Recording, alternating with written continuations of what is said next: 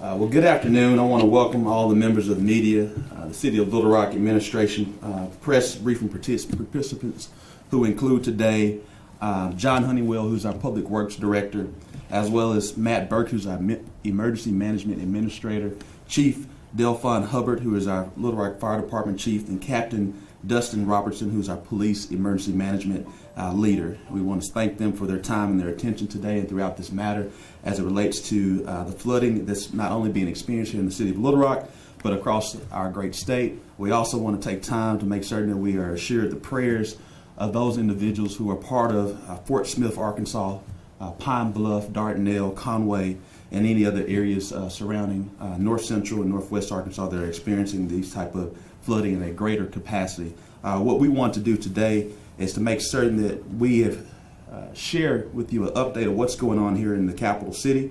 And as many of you have seen through videos and photos, the high water during this flash flood. And I want to make sure we all are aware what Little Rock has experienced last night, particularly with the flash flood. And most of those areas impacted last night are typically the areas that are always impacted during flash floods. Now, as many of you have seen and experienced, we are in unprecedented times here in Arkansas, and the Arkansas River will reach a historic level. We just received information that it's now going to be 29 feet within the crest next week on Wednesday, June the 5th. Our Public Works Department has assembled and given thousands of sandbags already. We want to thank all of the Public Works team members who got up sometime around 5 o'clock in the morning to really prepare sandbags for individuals and citizens to come forth. So we really want to share our appreciation to them and their hard work, to our citizens, as well as Director Honeywell, who has been leading this effort and really kind of bringing together everyone who's assembled today, being led by Director John Honeywell. That being said, we just want to stress safety. We have to make certain that we turn around and do not drown. We've seen far too many times individuals who want to test the flood waters where not only their vehicles are being put in danger, they're being put in danger. And most importantly, the people who wake up every day to protect and serve each of us, their lives are being put in danger by individuals who are testing the waters where just to really see different things, and we need to make certain that ceases today. With all that being said, we'll now have more detailed information from John Honeywell, our Director of Public Works.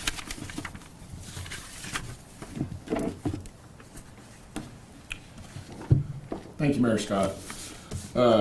As the mayor said, we did just receive information that they're predicting the actual river levels to get to 29 versus the 28 that we've been working with for the last few days at least.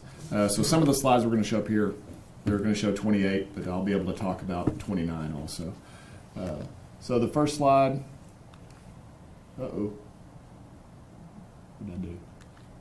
There it is one that we've probably seen a lot. This is the entire river system that's experiencing flooding at this time. It shows right now Little Rock to be June 4th and 28 feet. We've now heard that it's going to be 29 feet on the day after, the 5th. You can see there's a lot of record levels that are occurring up and down the river. Fortunately for Little Rock, we are not going to be experiencing a record level. However, this is the highest level that Little Rock has seen since the navigation system was put in place on the river. On the next slide, we have the predicted peak of the river. Once again, this will need to be adjusted.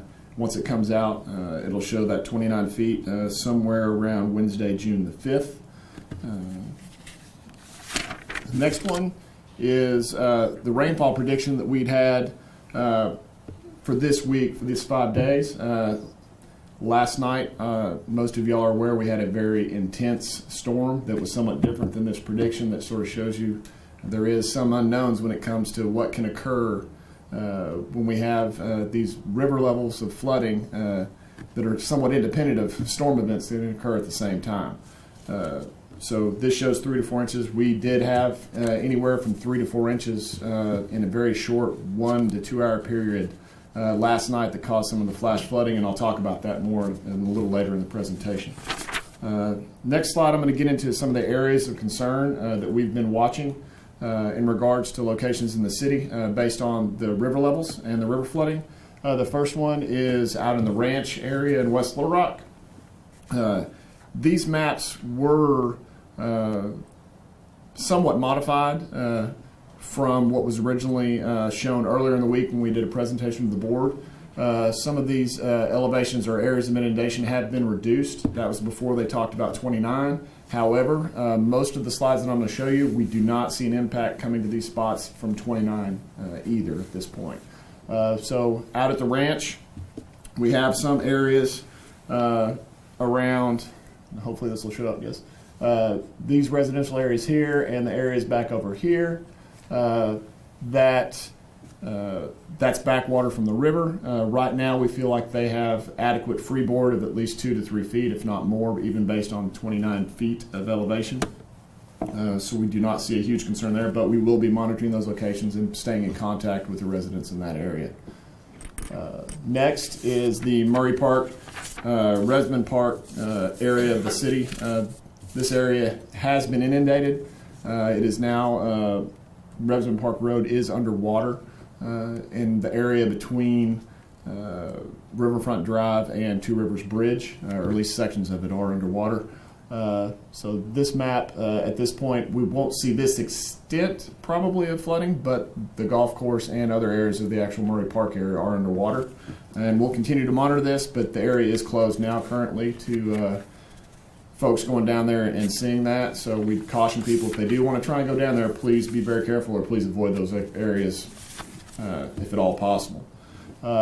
Next location is the Riverdale area. This area also should not be impacted for the most part by the increase in the 29 foot elevation mark for the river. However, it is, I believe it's Jesse Lane that goes right through here in the warehouse area. The elevation of that road at 29, we could see a little bit of water starting to get to that elevation of that road. There will be some other ways to potentially get in there. However, none of the buildings should be impacted by this water level. It's just the roads that will start seeing some impact. Once again, the ball fields at Junior Deputy, some of those will see water at these levels. That includes Miracle League. They've been doing some efforts you've probably seen in the media about trying to sandbag their fields to protect that. And we have provided them with quite a few sandbags, and so we'll help monitor that with them also. When it comes to Cajun's Wharf area, just to identify that area, those parking lots will see water get on the parking lots, but all of the buildings there are elevated, so we do not foresee water getting into the buildings, but the parking areas will be impacted where they are lower. The area along the south side of Cantrell, Episcopal Collegiate area, and the backwater of Capitol Drain, Rose Creek. At this point, we do not see impacts to that area. Water may back up in some of the drainage systems and impact small parts of the parking lots, but the buildings on that side should also be at a high enough elevation that they're not going to be impacted by the event. Let's see, back to this one. The next area is Riverfront Park in downtown. That area does have water on parts of it now.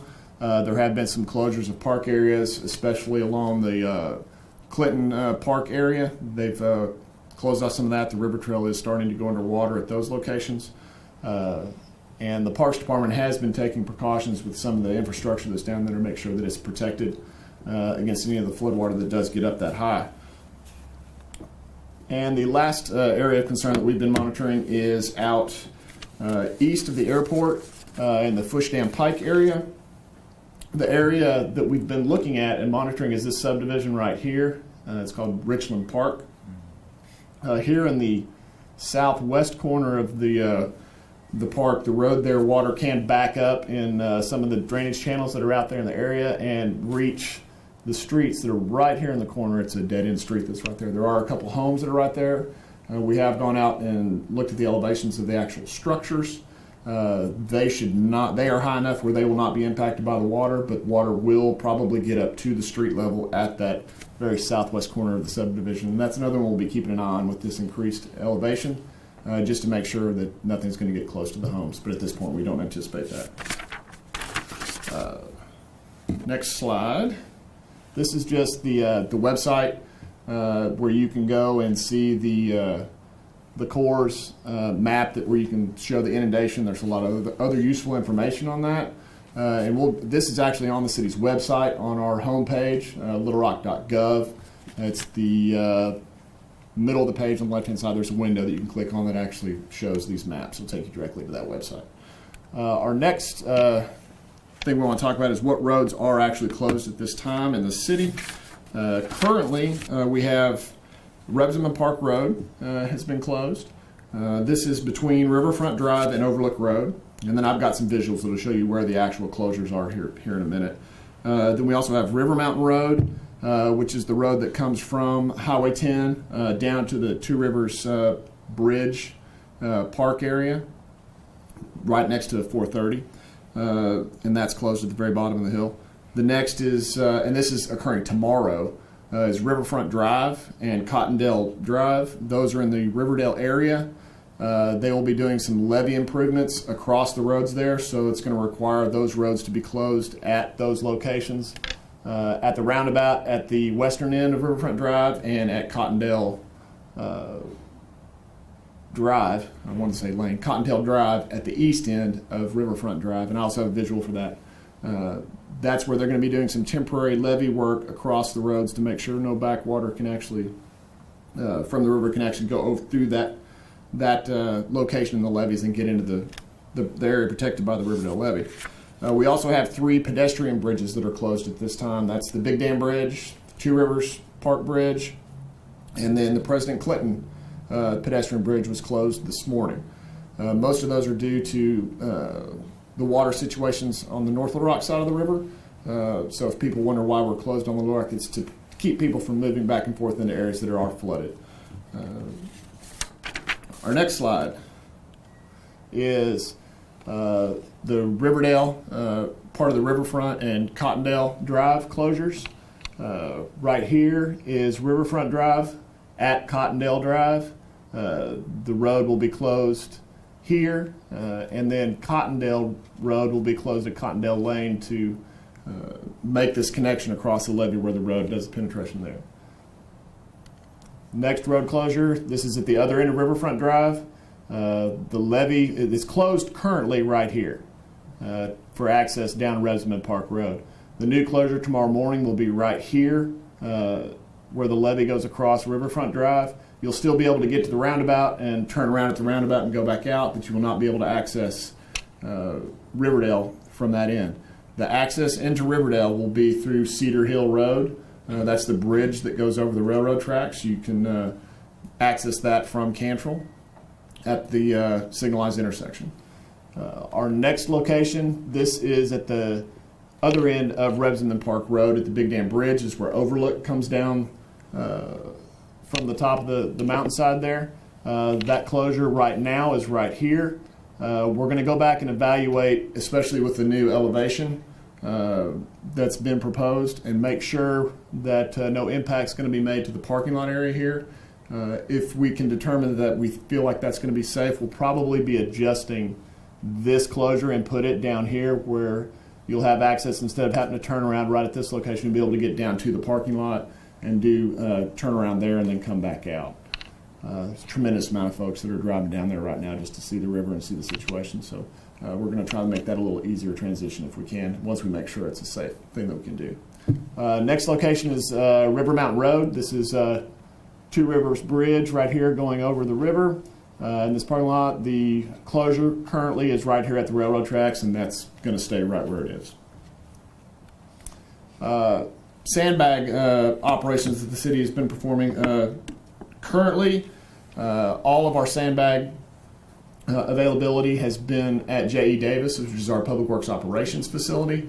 Our staff has been filling sandbags and providing them to the public for the last several days. We are right now in the process of setting up, and it should be available this afternoon, a second location at War Memorial Park. This is going to be a self-service location. We are depositing several loads of sand and a large amount of empty sandbags that the public can go, bring their own shovels, equipment, and fill as many sandbags as they would like. And we will be monitoring that to make sure we have enough sand and enough bags there throughout the weekend. The J.E. Davis facility is open from 6:30 in the morning until 4 at night for folks that want to come by and get bags. The War Memorial Park location is going to be open 24/7 for people to be able to go in there and get bags when they feel like they need them and want them. And I believe that's going to end my presentation. Oh, one other thing, I'm sorry. Wanted to talk real quickly about Riverdale and some of the flooding that occurred there last night. That situation came about first because the gates for the Riverdale levee have been closed. What that does is it prevents the water from the river from backing up through their system into Riverdale. When those gates are closed, when you have any rain events, there's a pump system that kicks into place, and those pumps remove any water that gets into the interior of the levee system. Last night, with that very heavy, intense rainstorm, the pump system that was in place was not able to keep up with the amount of water that was falling within the levee system. That's why you had that temporary rise in water in the area. At this day and time, all that water is gone. The pump system works. It was just an unfortunate circumstance that you have the river at a record high level or close to a record high level, and then you had a very intense storm come through that dumped a tremendous amount of water in a very confined location. So I wanted to let people know that it's not something that's being caused necessarily by the river itself. It was that freak, very intense rainstorm that occurred at the same time as the river elevation situation. So, thank you. Thank you so much, John, again, for your leadership in those efforts. Next we'll have up is Matt Burks, who's our emergency administrator, who's really been taking a great lead in a lot of this, and want to recognize him. And also take time to recognize our entire team. It's been a great village of folks from our communications team, our Chief Administrative Officer, Bruce Moore, Stephanie Jackson, Lamar Williams, and others who have really been making certain that, one, we over-communicate, because we don't know what will happen moving forward, but we want to make certain that we are being very prepared and proactive throughout this process of this flood event. So I want to take time to make that acknowledgement as well. We also have our city director, Kathy Webb, who's also in attendance. I'm pretty certain for her members of her particular ward who are being impacted as well. We'll now have Matt Burks, who's our emergency management, to give us a brief update, and then we'll take questions after Matt. Thank you, Mayor. Basically, what I want to talk about right now is we're asking the public and any businesses or residents to please report any personal property damage they may receive because of this flooding event to the Little Rock Police Department telephone reporting unit. That number is 501-918-4397, 501-918-4397. Hours of operation Monday through Friday from 10 a.m. to 6 p.m. This information is important to us as a city. Not only does it let us know the size and the scope of the flooding damage and the impact on Little Rock, but it also will help us in the process of getting any federal assistance that we can get for our residents. So it's very important information. I want to stress that this number is a reporting line only. So please report the information. If you're in an emergency or in danger, just continue to call 911. Our first responders will get out there to help you. So with that, I'll turn it back to the mayor. And also, Nathan Spicer has been a great member of the team, and recognize Nathan being part of emergency management as well. We'll now open the floor for any questions. Yes, ma'am. There are several areas in the Riverdale area that are residential. From the 29 feet, it seems there isn't expected to be any issue with those properties. John. That's correct. All of those areas located within their levee system should be protected during this event. Always subject to change if something happens to the levee system, but at this point we don't see any issues with their levee system. Ms. Pierce. Can you please clarify, because I was out there in the Riverdale neighborhood earlier today, and people kept saying, I assume you're talking about the gates, they were saying that their storm drains 2 days ago had been closed off. So can you Sure. explain why they were closed off at that point with that elevation in the river, thus creating almost what sounds like multiple factor of flash flooding? Sure.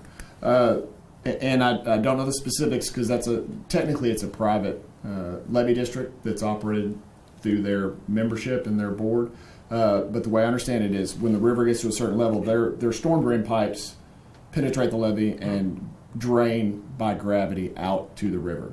When the river gets to a certain elevation, it goes over where their drains are coming out. That's why they closed the gates earlier, because the river was already at a level where it could come back up through their drain pipes.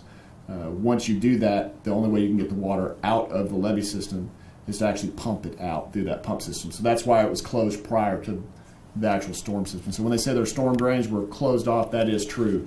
They gate those off so the water can't back up through at a lower river elevation. Next question. Does the city have an emergency fund for dealing with this kind of thing? Do you plan to request federal or state aid? Matt.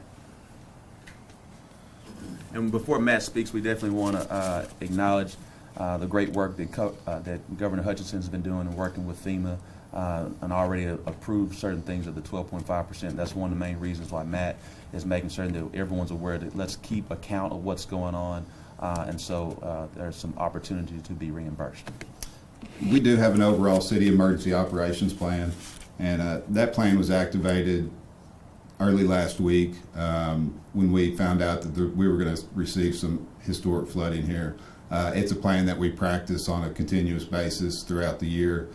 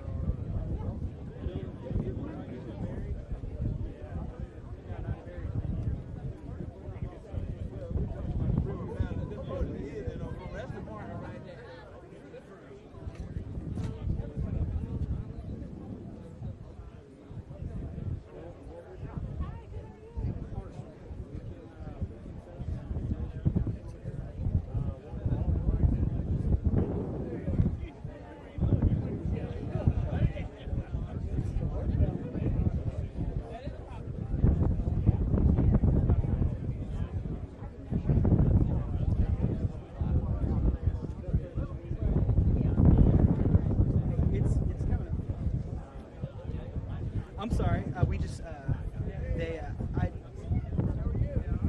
What's up?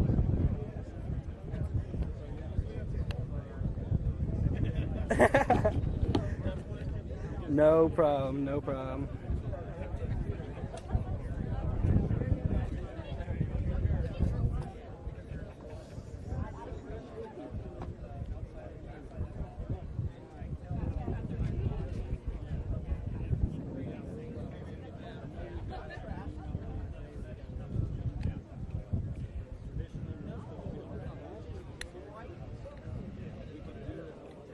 It's really not that windy. I don't know why you're hearing so much wind. I mean,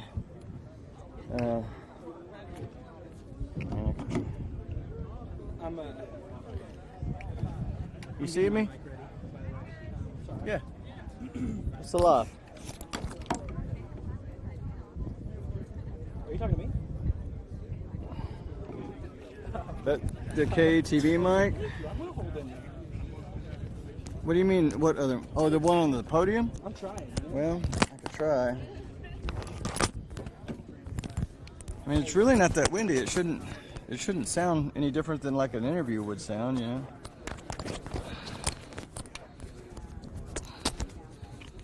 Well, I can't imagine it's a ton because, like I said, it's really not even blowing that strong. It'd be just like doing an interview outside. Yeah, I don't know if that's gonna work.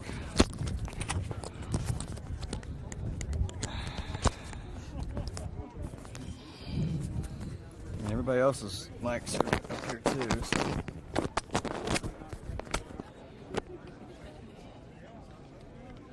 Is that? Well, it's in there now. I mean, I don't know if it's gonna stay, but did you still hear lots of wind? I was getting I might. static in mine. I'm fixing my All right.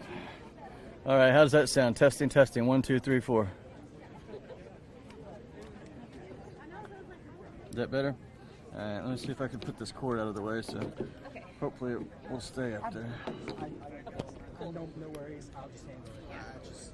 I figured it would be okay. You guys anyway. Yeah, no problem. I'm gonna try that.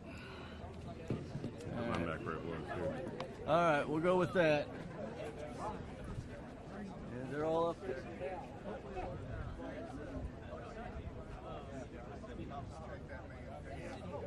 You're one of the good guys now, you know. Bye, man.